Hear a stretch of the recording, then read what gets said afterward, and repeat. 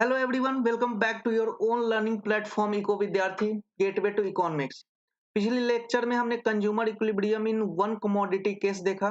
ठीक है, उसमें क्या होता है जब कंज्यूमर इक्विलिब्रियम अटेन करता है, जब marginal utility of x in term of rupee जब इक्वल टू प्राइस सी पेड होता है तो कंज्यूमर इक्विलिब्रियम अटेन हो जाता है। Equilibrium attain in the sense कि वो परम आनंद की प्राप्ति कर चुका होता है। आज हम देखेंगे consumer equilibrium in two commodity case या फिर टू गुड्स केस, जिसके अंदर law of equi marginal utility काफी फेमस है, आप सभी ने सुन रखा होगा, तो इसे हम आज पढ़ेंगे। तो चलिए शुरू करते हैं।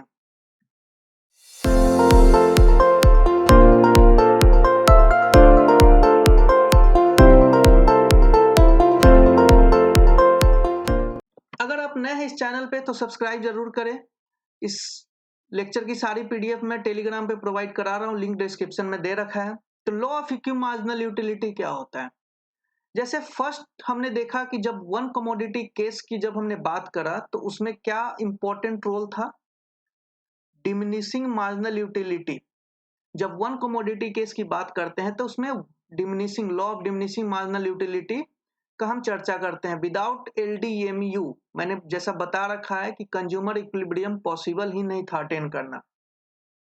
बट इन रियल लाइफ क्या होता है, हम एक कमोडिटी से ज्यादा कंज्यूम करते हैं, है कि नहीं? बुक्स भी कंज्यूम करते हैं, चॉकलेट भी कंज्यूम करते हैं, टेबल भी कंज्यूम करते हैं, लैपटॉप भी कंज्यूम करते हैं, सर्विसेज भी कंज्यूम करते हैं, कमोडिटी को खाते भी हैं, है कि नहीं? तो फर्दर मोर देन वन क्या मोर देन 10 हम डेली लाइफ में कंज्यूम करते हैं। तो वो चूंकि फर्स्ट कमोडिटी केस एक आइडल केस बनाकर समझाने के लिए बताया गया था, बट हम यहाँ पे ओरिजिनल जो इकोनॉमिक्स में होता है रियल मार्केट में वो हम पढ़ेंगे। तो इन सच सिचुएशन जब मोर देन वन कमोडिटी की हम बात करते हैं तो यहाँ पे आ जाता है आपका law of equi marginal utility. ठीक है, वन कमोडिटी में क्या था? Law of diminishing marginal utility. एक ही कमोडिटी है, जैसे जैसे हम कंजम्पशन बढ़ाएंगे वैसे वैसे मेरा यूटिलिटी मार्जिनल यूटिलिटी डिक्रीज होते रहेगा। बट जब दो गुड्स की बात करेंगे तब क्या होगा? तब तो हमें दोनों गुड्स को लेकर चलना होगा ना। तो दोनों गुड्स के लिए क्या करेंगे? दोनों गुड्स के लिए अलग अलग law of diminishing marginal utility निकालना होगा, फिर उसे कंपाइल करना होगा, फिर उससे रिजल्ट निकालना होगा। तो वो जो रिजल्ट निकलता है ना उसी को law of equi marginal utility बोलते हैं। मींस दोनों गुड्स को law of equi marginal utility भी based on law of diminishing marginal utility, बिना एलडीएमयू के इक्वी मार्जिनल यूटिलिटी भी हम डिराइव नहीं कर सकते। तो क्या होता है law of equi marginal utility? दो डेफिनेशंस है, ठीक है। पहला क्या बोलता है? According to law of equi marginal utility consumer will be in equilibrium when the ratio of marginal utility of a commodity to its price equal to ratio of marginal utility of other commodity to its price। ठीक है, first definitions के according क्या कह रहा है कि अब definitions के अकॉर्डिंग आप इक्वेशन बनाओ। Marginal ratio of marginal utility of x to its price equal to marginal utility of another good to its price. First definition के अकॉर्डिंग ये हुआ। ठीक है, ratio of marginal utility of one good to its price should be equal to marginal utility of another good to its price. Okay, second definition क्या कहता है? The law states that a consumer will so allocate his expenditure so that the utility gained from the last rupee spent, ये याद रखना आप, last rupee spent on each commodity should be equal। ठीक है, ये दोनों सेम है। ये दोनों सेम कैसे है मैं आपको बताता हूं।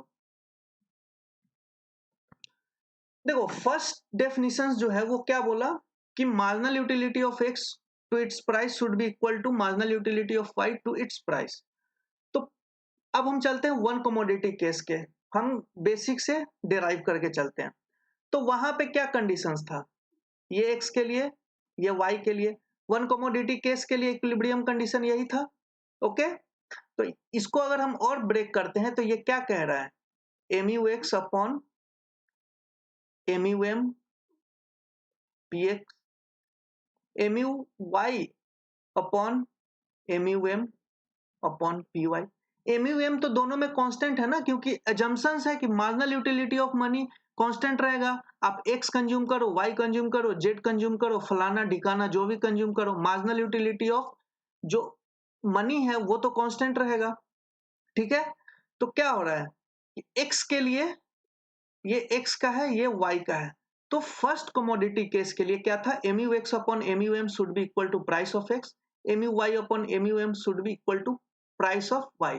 अब इस दोनों को मिलाकर हमारे को law of equi marginal utility निकालना। ये क्या है, law of diminishing marginal utility के कारण, ये भी क्या है, law of diminishing marginal utility के कारण। अब दोनों को मिलाकर हम law of equi marginal utility निकाल देंगे।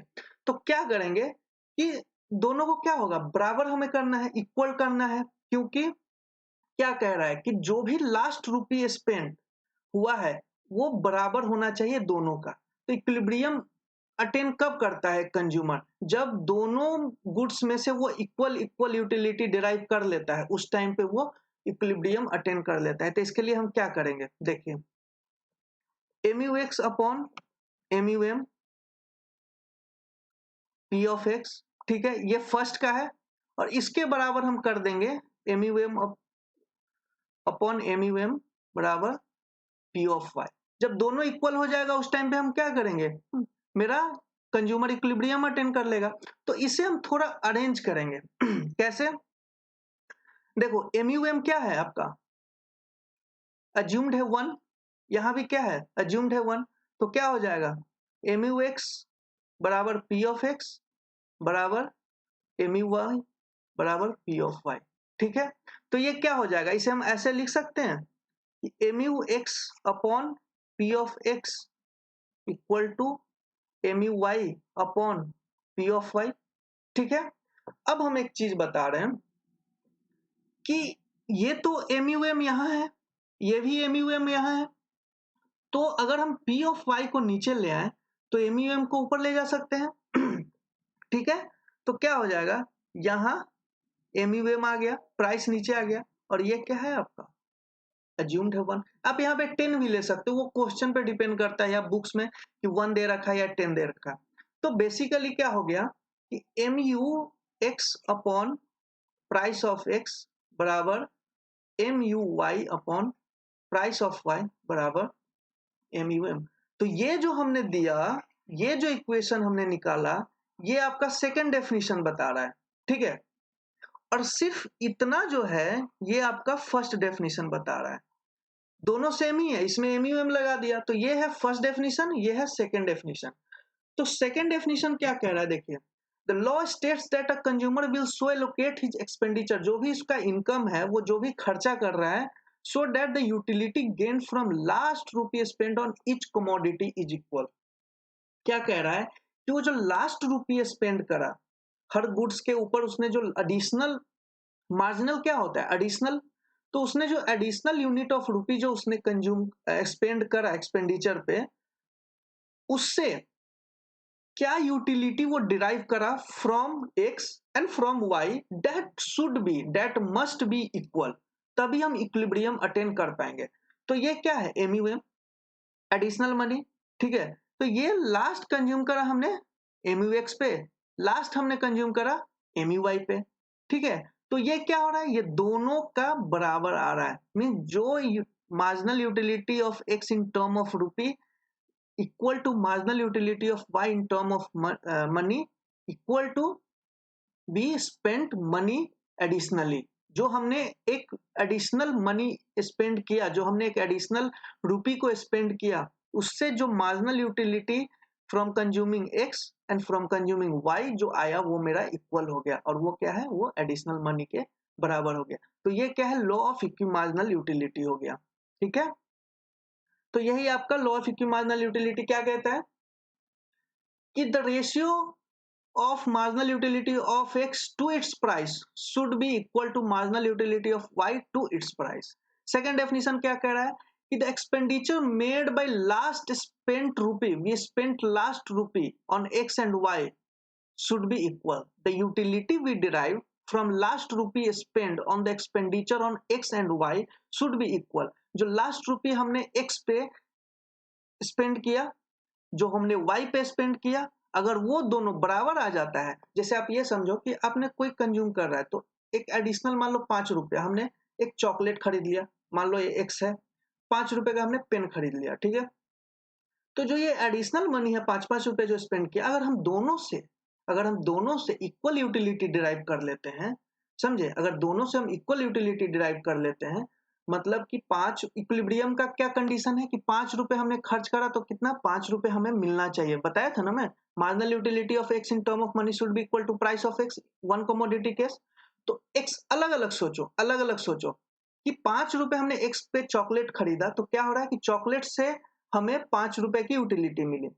5 रुपए हमने पेन पे खर्च करा तो पेन से लिखते लिखते हमारे को क्या हुआ 5 रुपए की यूटिलिटी मिली। तो क्या हो गया 5 रुपए दोनों पे खर्च करा, चॉकलेट खाने से भी 5 रुपया मिला, पेन चलाने से भी 5 रुपया मिला, तो क्या हो गया दोनों बराबर हो गया। और दोनों किसके बराबर हो गए, लास्ट रुपी स्पेंट। ठीक है, तो क्या हो गया marginal utility of x is greater than marginal utility of x बराबर मार्जिनल यूटिलिटी ऑफ मनी, है कि नहीं। तो marginal utility of money her case में अलग अलग रहेगा बट कांस्टेंट रहेगा। तो लास्ट रुपी हमने स्पेंड करा एक्स पे, उससे जो यूटिलिटी ड्राइव करा वो बराबर है last rupee spend on y, उससे जो यूटिलिटी ड्राइव करा, दोनों आपस में इक्वल है। और दोनों किसके बराबर हो गए, जितना पैसा हमने पे किया है, ठीक है, जो हमने लास्ट रुपी 5 रुपए पे करा है तो उसके बराबर हो जाएगा। ठीक है, अब क्या होता है कि आप थर्ड, आप मोर देन वन, मैंने क्या बताया था, मोर देन वन कमोडिटी आप कंज्यूम कर सकते हो। तो वही है marginal utility of x, ratio of marginal utility of one good to its price, ratio of marginal utility of y to its price, ratio of marginal utility of z to its price equal to marginal utility of money. ठीक है, इसमें क्या आ गया, इसमें आपका first and second दोनों definition आ गया। और आप आगे और जा सकते हो, मार्जिनल यूटिलिटी ऑफ एम, ये गुड है, अपॉन प्राइस ऑफ एम बराबर marginal utility of Z upon price of Z, ये सब के बराबर हो जाएगा मार्जिनल यूटिलिटी ऑफ मनी। ठीक है, आई होप आपको क्लियर हो रहा होगा। नेक्स्ट लेक्चर में हम इसे शेड्यूल और पिक्चर के थ्रू देखेंगे और क्लियर हो जाएगा। तब तक के लिए स्टे होम, स्टे सेफ,